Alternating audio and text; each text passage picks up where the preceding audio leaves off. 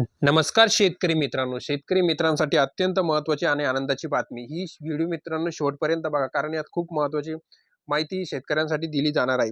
तर मित्रांनो बघू शकता तुम्ही, नमो शेतकरी व पीएम किसान सन्मान निधी योजना उद्यापासून शेतकऱ्यांच्या खात्यात ₹6,000 हे जमा होणार आहे. मित्रांनो डायरेक्ट मुख्यमंत्री होताच पहिली घोषणा ही फडणवीस साहेबांनी केलेली आहे. काय संपूर्ण माहिती आपण ए टू झेड व्हिडिओमध्ये सविस्तर बघणार आहोत. त्याचबरोबर जी-आर सुद्धा बघणार आहोत. तर मित्रांनो तुम्ही या चॅनलवर जर नवीन आला असाल तर चॅनलला सबस्क्राईब करायला विसरू नका. चला तर आता आपण व्हिडिओला सुरुवात करूया. पीएम किसान सन्मान निधी योजना ही भारत सरकारची एक महत्वाकांक्षी योजना आहे, जी देशातील शेतकऱ्यांना आर्थिक स्थाय्य पुरवण्यासाठी कार्यरत आहे. गेल्या काही दिवसापासून या योजनेमध्ये मिळणाऱ्या रकमेत वाढ होणार असल्याची चर्चा आपल्याला माहिती आहे पूर्ण भारतभर सुरू होती. त्याच संदर्भात आता आपण मोठी अपडेट घेऊन आलेलो आहोत. ती म्हणजे पीएम किसान सन्मान निधी म्हणजे शेतकरी निधी योजना.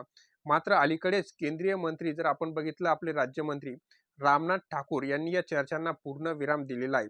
त्यांनी लोकसभेत स्पष्टपणे सांगितले की सध्या अशी कोणतीही वाढ प्रस्तावित नाही.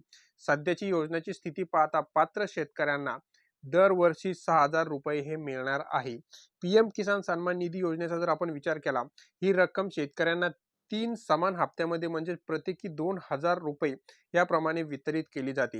या योजनेची अंमलबजावणी सुरू झाल्यापासून जर आपण आता विचार केला, तर एकूण 18 हप्ते शेतकऱ्यांच्या खात्यात जमा झालेला आहे. जर आपण बघितलं तर मागचा जो हप्ता होता तो ऑक्टोबर महिन्यात शेतकऱ्यांच्या खात्यात जमा झालेला होता. आता जर विचार केला तर डिसेंबर महिन्यात वितरित होण्याची पुरेपूर अपेक्षा मित्रांनो आहे.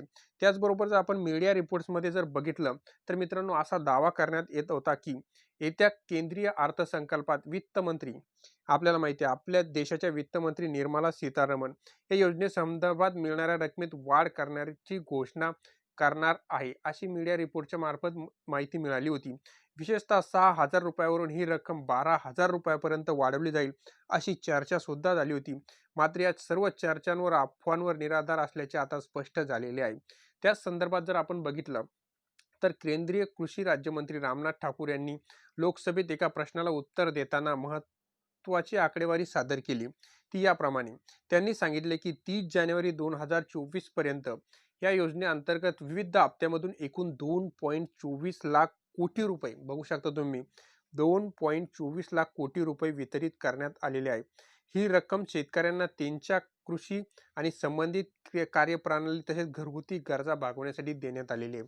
त्याचबरोबर जर आपण दुसरी योजना जर बघितली, ती म्हणजे नमो शेतकरी महासन्मान निधी योजना. साईटला तुम्ही जी-आर सुद्धा बघू शकता.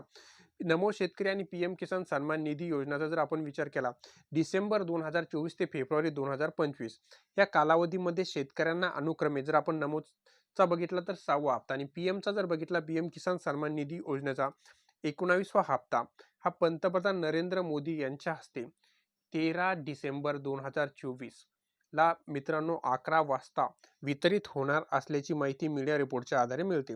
जर आपण बघितलं तर मग नमो शेतकरी महासन्मान निधी योजनेमध्ये पात्र शेतकरी कोणकोणते? जे शेतकरी पीएम किसान सन्मान निधी योजनेमध्ये पात्र आहेत, तेच शेतकरी आता नमो शेतकरी महासन्मान निधी योजनेत सुद्धा पात्र आहे आणि त्या सर्व शेतकऱ्यांना हे ₹6,000 मिळणार आहे. परंतु यातून खूप सारे शेतकरी हे बाद झालेले आहेत.